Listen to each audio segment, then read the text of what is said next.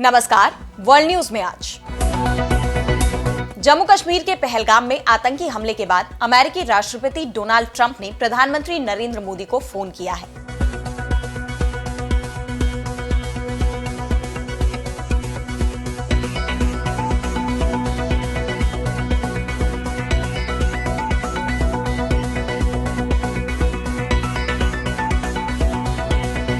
America ने कहा है कि वो आतंकवाद के खिलाफ लड़ाई में हिंदुस्तान के साथ खड़ा है, लेकिन इस बीच हिंदुस्तान की यात्रा पर आए अमेरिकी उपराष्ट्रपति जेडी वेंस ने F-35 फाइटर जेट खरीदने का ऑफर दिया है। ये प्रस्ताव अमेरिका पहले भी दे चुका है। हालांकि हिंदुस्तानी वायुसेना ने इस पर कोई प्रतिक्रिया नहीं दी है।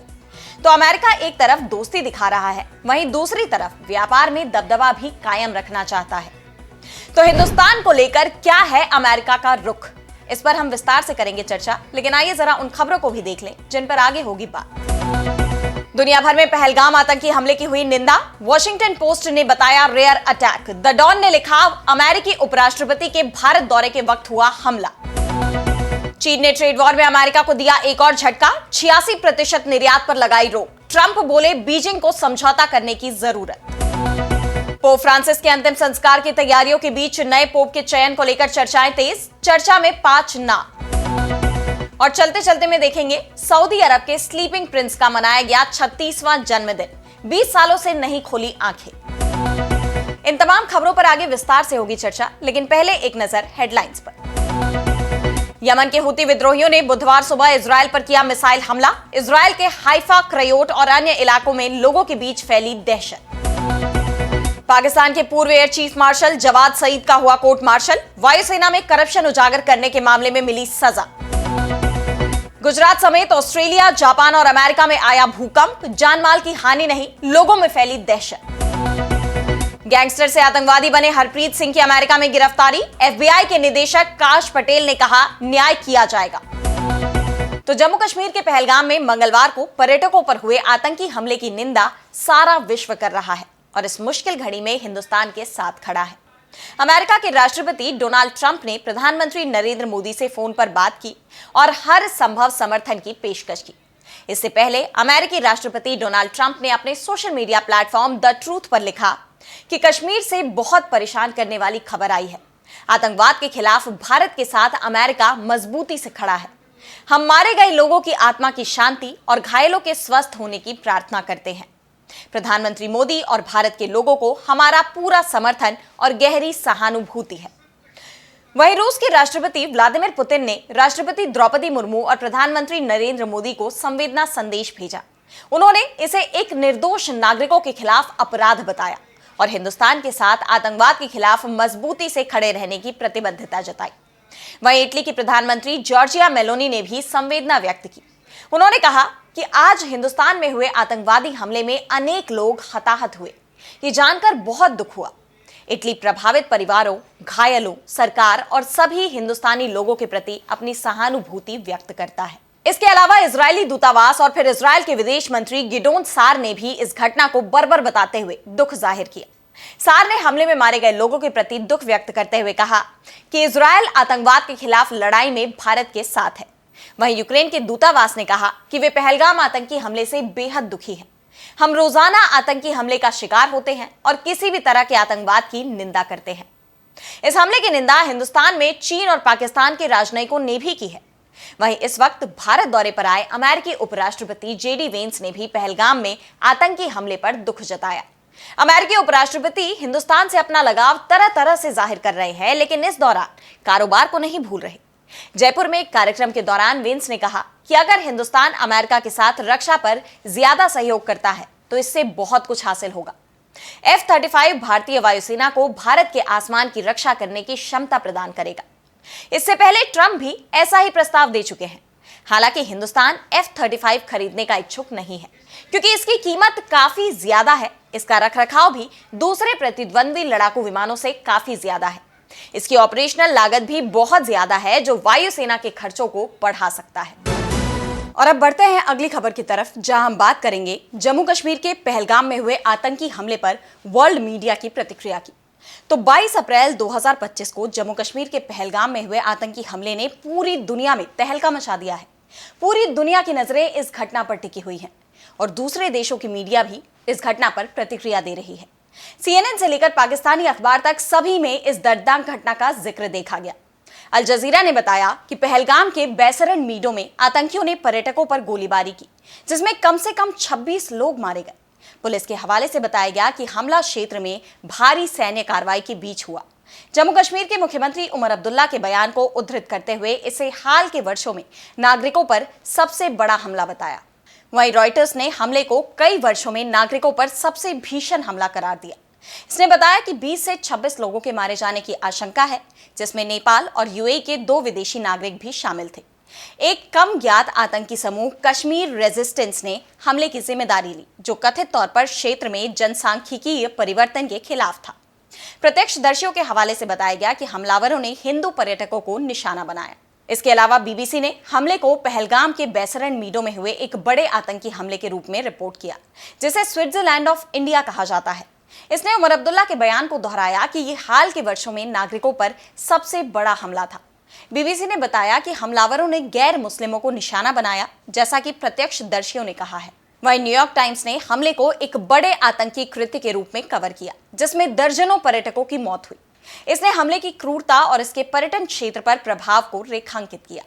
अब बात करें CNN की, तो CNN ने हमले को जम्मू कश्मीर में पर्यटकों पर हुए एक भयावह हमले के रूप में वर्णित किया, जिसमें 28 लोगों की मौत की पुष्टि की गई। इसने अंतर्राष्ट्रीय नेताओं की प्रतिक्रियाओं, जैसे कि डोनाल्ड ट्रंप और व्लादिमीर पुतिन की निंदा को भी शामिल किया। यानी विश्व मीडिया की इस घटना पर अलग अलग प्रतिक्रिया आई है। कई रिपोर्ट्स में दावा किया गया है कि हमला लश्कर-ए-तैयबा से जुड़े द रेजिस्टेंस फ्रंट ने किया है, जिसने कथित तौर पर जनसांख्यिकीय परिवर्तन के खिलाफ हमले की जिम्मेदारी ली है। बता दें कि इस घटना में 26 से 28 पर्यटकों की जान चली गई है। और अब अगली खबर में बात करेंगे अमेरिका और चीन के बीच बढ़ते ट्रेड वॉर की। तो अमेरिकी राष्ट्रपति डोनाल्ड ट्रंप के रेसिप्रोकल टैरिफ के खिलाफ चीन ने मोर्चा खोल दिया है। जहां अमेरिका ने चीन पर 245% का टैरिफ लगाया है, तो चीन की तरफ से भी 125% का जवाबी टैरिफ अमेरिका पर लगाया गया है। इसके साथ ही कई और सख्त व्यापारिक फैसले भी लिए गए, जिसे अमेरिका के लिए झटके के तौर पर देखा गया। चीन ने साफ कर दिया है कि वो अमेरिका की मनमानी के आगे नहीं झुकेगा, और इसी कड़ी में अब चीन की तरफ से एक और बड़ा फैसला लिया गया है। चीन ने अमेरिका को निर्यात किए जाने वाले लगभग सभी दुर्लभ खनिजों पर रोक लगा दी है, जिसका प्रभाव सीधे तौर पर अमेरिकी निर्माताओं पर पड़ने वाला है, क्योंकि अमेरिकी निर्माता पूरी तरह से चीनी माल पर निर्भर है। ऐसे में ट्रंप सरकार पर भी प्रेशर बढ़ता जा रहा है। चीन के इस कदम को अमेरिका पर अपना दबाव बढ़ाने की रणनीति के तहत देखा जा रहा है। चीन की पूरी कोशिश है कि अमेरिका अपनी टैरिफ नीति को रद्द कर दे, लेकिन इसका असर पूरे आर्थिक जगत में देखा जा रहा है। इस ट्रेड वॉर से अमेरिका समेत कई देशों को नुकसान हो रहा है। इसके बावजूद अमेरिका के रुख में कोई बदलाव नजर नहीं आ रहा। एक बार फिर राष्ट्रपति डोनाल्ड ट्रंप ने चीन को चेतावनी ही दी है कि हम चीन के साथ कठोर व्यापार नहीं करेंगे, लेकिन बीजिंग को समझौता करने की जरूरत है। अगर चीन व्यापार समझौते पर सहमत नहीं होता है, तो अमेरिका शर्तें तय करेगा। उन्होंने आगे कहा कि व्यापार वार्ता में सौदेबाजी में अमेरिका की अहम भूमिका है। ट्रंप ने कहा कि आखिरकार हमारे पास कुछ ऐसा है जो वे चाहते हैं, और आपको इसे उसी तरह से देखना होगा। उन्होंने अमेरिका की मजबूत स्थिति पर जोर देते हुए कहा कि टैरिफ को कम तो किया जा सकता है, लेकिन इसे खत्म नहीं किया जाएगा। दोनों देशों के तेवरों को देखते हुए साफ है कि यह जंग अभी नहीं रुकने वाली। और अब अगली खबर में बात पोप फ्रांसिस के अंतिम संस्कार की। तो कैथोलिक चर्च के सर्वोच्च धर्मगुरु पोप फ्रांसिस के निधन के बाद वेटिकन ने उनके अंतिम संस्कार की तारीख का अब ऐलान कर दिया है। शनिवार सुबह 10 बजे वेटिकन सिटी में उनका अंतिम संस्कार होगा। वेटिकन ने अंतिम संस्कार की तैयारी भी शुरू कर दी है। पोप फ्रांसिस के अंतिम संस्कार की तैयारियों के बीच नए पोप के चयन को लेकर भी चर्चा काफी तेज है। अब सवाल है कि उनका अगला उत्तराधिकारी कौन बनेगा। तो इस चर्चा में 5 नाम प्रमुख तौर पर सामने आ रहे हैं। इनमें Luis Antonio, Pietro Parolin, Peter Turkson, Peter Erdo Angelo Scola का नाम अग्रणी माना जा रहा है। लेकिन गौर करने वाली बात यह है कि इसमें किसी भी महिला का नाम शामिल नहीं है। तो सवाल ये उठते हैं कि क्या कोई महिला पोप बन सकती है? इसका जवाब है नहीं। अब सवाल यह है कि आखिर महिला पोप क्यों नहीं बन सकती? तो आपको बता दें कि पोप की चयन प्रक्रिया को लेकर कुछ नियम तय किए गए हैं, जिनके मुताबिक कोई बैप्टाइज्ड कैथोलिक पुरुष ही पोप बन सकता है। इसके अलावा उनका अविवाहित होना भी जरूरी है। उनका बिशप, कार्डिनल, प्रीस्ट होना जरूरी है। कैथोलिक चर्च के नियमों में महिलाओं का पादरी बनना स्वीकार नहीं किया जाता था। इसी परंपरा के तहत पोप के पद से भी महिलाओं को अलग रखा गया है। हालांकि पोप फ्रांसिस ने महिलाओं को वाचक के तौर पर नियुक्त करने की इजाजत दे दी थी। पोप फ्रांसिस का कहना था कि महिलाओं को योग्यता के मुताबिक पवित्र ग्रंथ पढ़ने और यूचरिस्टिक मंत्रियों के तौर पर सेवा का अधिकार मिलना चाहिए।